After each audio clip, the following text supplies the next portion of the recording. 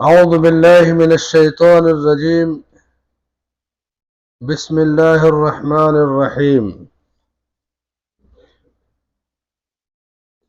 يا أيها الذين آمنوا لا تقولوا راعنا وقولوا انظرنا واسمعوا وللكافرين عذاب أليم. اے ایمان والو، تم راعنا مت کہو، بلکہ کہو کہ انظرنا، اور سنو اور کافروں کے لیے دردناک عذاب ہے۔ یہ سورہ البقرہ کی آیت نمبر 104 ہے۔ اللہ تعالیٰ نے ایمان والوں سے خطاب کیا، ان کو ایک تربیتی انداز میں ان سے گفتگو کیا، کہا کہ یا ایھا الذین آمنو، اے ایمان والو، لا تقولوا راعنا، تم راعنا مت کہو۔ یہ راعنا اور انظرنا کیا ہے؟ یہ دو جملے ہیں۔ راعنا کا مطلب ہوتا ہے کہ ہمارا خیال کیجئے، لحاظ کیجئے، یعنی رعایت کرنا جس کو کہتے ہیں، رعایت سے ہماری طرف دیکھیے۔ اور کہا کہ یہ مت کہو بلکہ انظرنا کہو۔ کیوں منع کیا؟ ایک جملہ ہے، ایک لفظ ہے، لیکن اسے کھینچ تان دیں اگر تو مفہوم بدل جاتا ہے۔ راعنا ایک تو رعایت سے ہے، دوسرے راعنا جب اس کو کھینچ دیں تو اس کا مطلب کہ ذلت، ذلیل، ہمارے چرواہے۔ تو اللہ تعالی نے کہا کہ یہود کیا کرتے تھے کہ مبہم جملے استعمال کرتے تھے، ایسے جملے جس کا معنی بدل جائے۔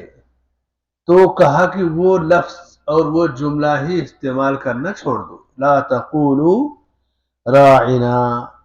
یہود جس جملے کو استعمال کرتے تھے رعونت کے طور پہ، تکبر، گھمنڈ، ذلت، کہا اس جملے کو چھوڑ دو، اور کہو کہ انظرنا۔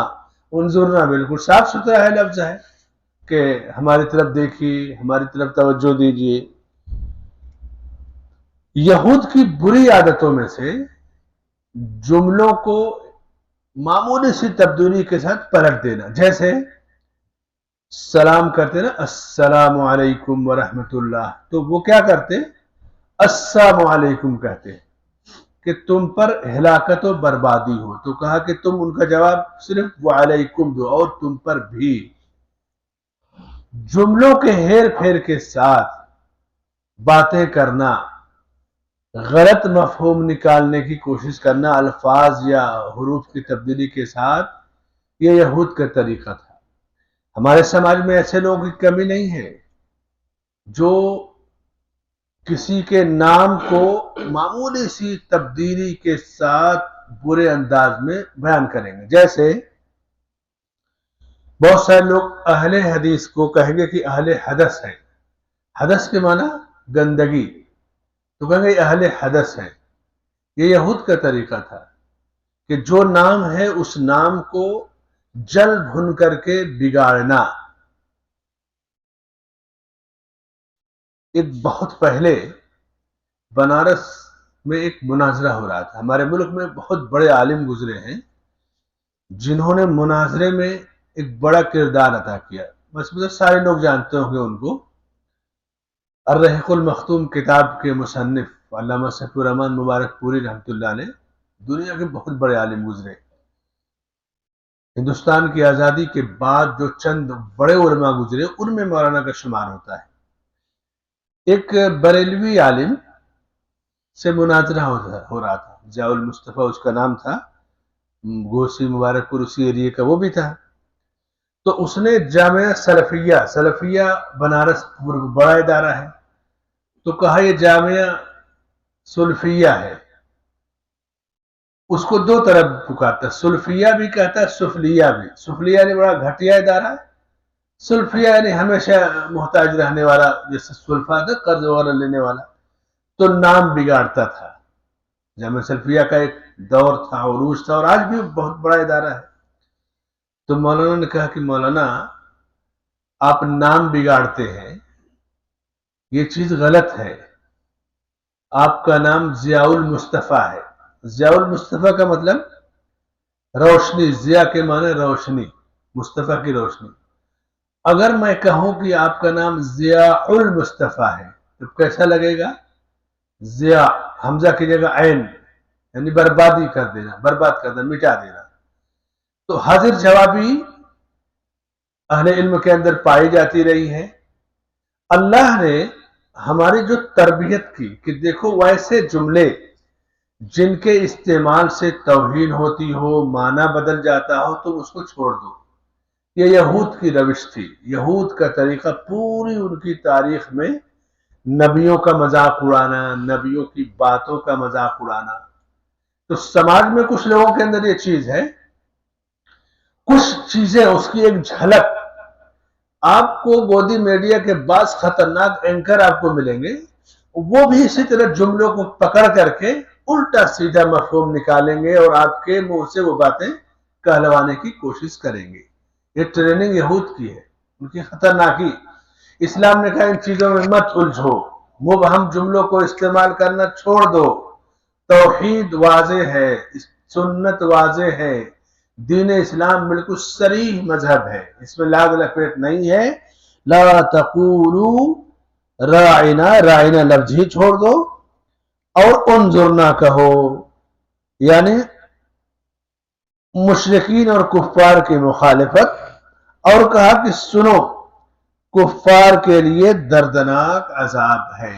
وہ لوگ جو دین کا مذاق اڑائیں، اسلام کا اڑائیں، قرآن کا اڑائیں، ان کے لیے دردناک عذاب ہے. یعنی مشتبہ الفاظ، وہ الفاظ جو شبہے والے ہیں یا جن کے استعمال سے بہت سارے مفہوم نکل سکتے ہیں، غلط مفہوم بھی، ان سے دور ہو جائیے، ان کو ختم کر دیجیے. تو اس آیت میں ایک تربیت کی گئی ایمان والوں کی تربیت کی گئی. اور جو مسائل ثابت ہوتے ہیں، پہلا مسئلہ کہ مومن بندے کی عادت ہوتی ہے اور فطرت اور خوبی کہ وہ قرآن سے رہنمائی حاصل کرتا ہے. دیکھیے قرآن سے رہنمائی دی گئی، قرآن سے قرآن تربیت کا انداز کہ لوگوں کے بیچ میں رہنا ہے. جیسے بعض دفعہ ہوتا نا کہ ایک بیان دے کے واپس لینا پڑتا ہے کیونکہ آپ نے کچھ اور ارادہ کیا اور سامنے والا کچھ اور سمجھ گیا اور ہنگامہ ہو گیا. تو ایسے بیانات بھی دے تو توڑ کر کے کہ اس کا کیا مفہوم لیا جا سکتا ہے. دوسرا مسئلہ، ایمان اعلیٰ درجہ ہے، ایمان بڑی پیاری چیز ہے. اللہ تعالیٰ نے ایمان والوں کو ان کی اس خوبی سے ذکر کیا جس سے بلانا وہ پسند کرتے ہیں. یا ایہا الذین آمنوا، عبداللہ ابن مسعود رضی اللہ عنہ کہتے ہیں کہ جب بھی ہم یا ایہا الذین آمنوا سنتے تھے یہ جملہ، یہ خطاب، تو ہمارے کان کھڑے ہو جاتے تھے کہ اللہ تعالی صرف ہم سے خطاب کر رہا ہے، ضرور کوئی خاص بات ہے. اور یہاں خاص طور سے ایمان والوں سے اللہ تعالیٰ نے خطاب کیا.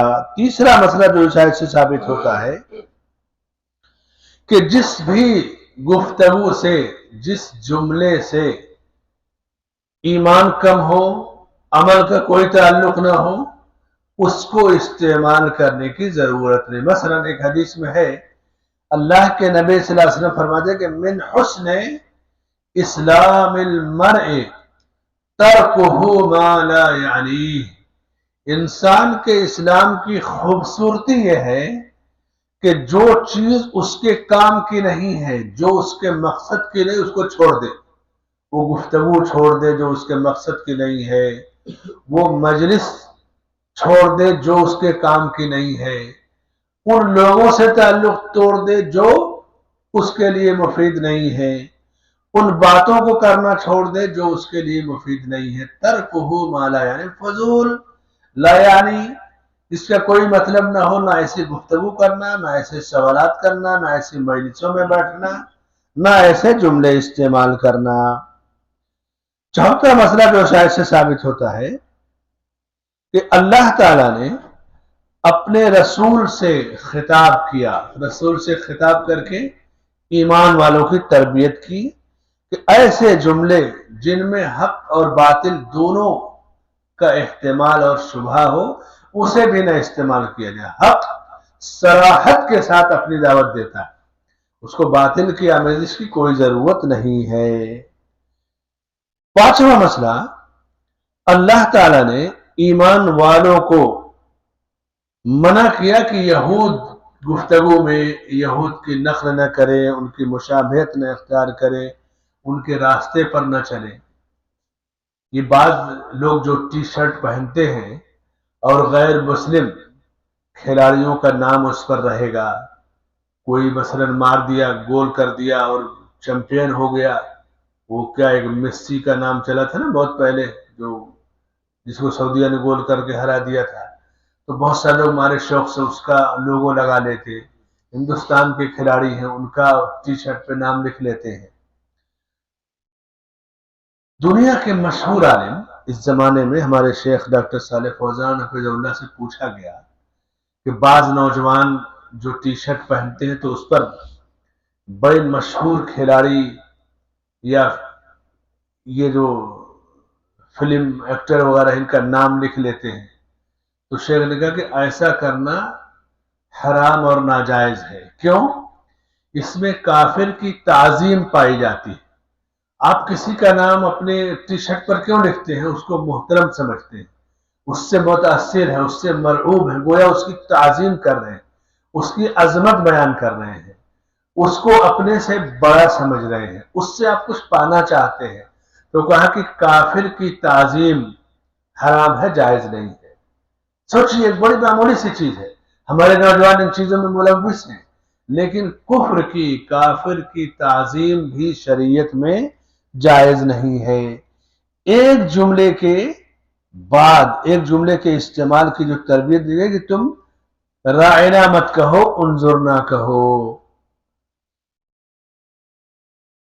छठे का मसला इस आयत से साबित होता है कि जब किसी चीज से रोका जाए तो सिर्फ रोका नहीं जाएगा, उसका बदल दिया जाएगा।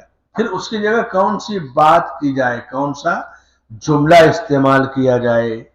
अल्लाह के नबी सल्लल्लाहु अलैहि वसल्लम ने सहाबा को देखा, एक मर्दों का वाकया है कि आपके पास अच्छी खूबसूरत शानदार खजूरें लाई गई, तो सहाबा से आपने पूछा कि ये क्या है? तो फरमाया कि ये हमने दो सा वही जो जिससे सदका फित्र निकालते हैं ना, 3.25 किलो का पैमाना, 2 सा खराब खजूरें देके 1 सा अच्छी खजूर लिया है। तो आप सल्लल्लाहु अलैहि वसल्लम ने उससे मना किया, कहा कि ये तो सूद है, यानी आपने 2 सा 3.25 किलो खजूरें दे करके और 1 सा लिया है। आप जिन्स बदल दीजिए, या तो कीमत से खरीदिए या अपनी खजूर जिस भी रेट में बिके बेच दीजिए और फिर लीजिए। लेकिन आमतौर से देखिए कि होता है ना कि ये 1 किलो गेहूं ले ले, 2 किलो मुझे अच्छा गेहूं दे दो, तो ये सूद है। तो अल्लाह के नबी सल्लल्लाहु अलैहि वसल्लम मना किया, तरबियत कि कोई चीज गलत पाई जाए तो उस गलत चीज का बदल क्या है। जब 25-30 साल पहले हम लोग सऊदीया में गए, शुरू में दावत का काम करते थे, तो हमारे जो लेबर किस्म के लोग थे, गाना, पहले ये तो नेट फेट तो था नहीं, और वीडियो केस्टें और वीसीआर वगैरह भी जो खुशहाल थे उनके पास, आमतौर से लोग गाने की केस्टें रखते थे, 2 रियाल 3 रियाल में मिलती थी, और गाना सुनते थे, धड़ाधड़ गाना सुनते। उसके बाद वीडियो वो बड़ी वाली आई, उसको लाकर देखते थे। तो दावत में एक चीज है कि इससे कैसे रोका जाए। तो जो उसके माहिरीन थे, जब मीटिंगें होती तो ये था कि सिर्फ रोकने से आप जब तक रहेंगे रुक जाएंगे, लेकिन उसका कोई फायदा नहीं होगा। उनके गाने की केस्टें लेकर के उसके बदले उन्हें बयान की, तिलावत की केस्टें दी जाती। ये छोड़ो, किनारे करो, उसको तोड़ दो, काट दो, या उसको मिटा करके बाद में ऐसे मशीनें आई कि सब डिलीट हो जाता और उसी पे भर कर दे दिया जाता। तो किसी चीज से रोका जाए تو پھر روکنے کے بعد وہ آدمی بیکار ہے، ڈیوٹی کے بعد کچھ تو سننے کے لیے چاہیے، اپنا ٹائم پاس کر رہا ہے، تو اس کو اس سے بہتر چیز درس، بیان، تلاوت یعنی دین کی چیزیں دی جاتی، اور یہ سلسلہ کامیاب تھا۔ کیوں؟ نبی کی دعوت نبی کے انداز میں جب دی جائے گی تو اللہ تعالیٰ اس میں خیر اور برکت دے گا۔ تو یہاں پہ کہا کہ وَاسْمَعُوا، اور سنو، امیر کی اطاعت کرو، وَلِلْكَافِرِينَ عَذَابٌ عَلِيمٌ، کافروں کے لیے دردناک عذاب ہے۔ وہ لوگ جو نبی کے ساتھ کفر کرتے ہیں، نبی کی مخالفت کرتے ہیں، چیلنج کرتے ہیں، آپ کی باتوں کا مذاق اڑاتے ہیں، آپ کے جملوں کا، ایسا کرنا کفر ہے اور ان کے لیے دردناک عذاب ہے۔ اللہ سے دعا ہے کہ اللہ تعالی ہمیں علم نافع عطا فرمائے، عمل صالح کی توفیق بخشے، اور اتباع سنت پہ ہمیں ثبات قدمی عطا فرمائے، آمین۔ وصلی اللہ علی نبینا محمد وعلی آلہ وصحبہ اجمعین۔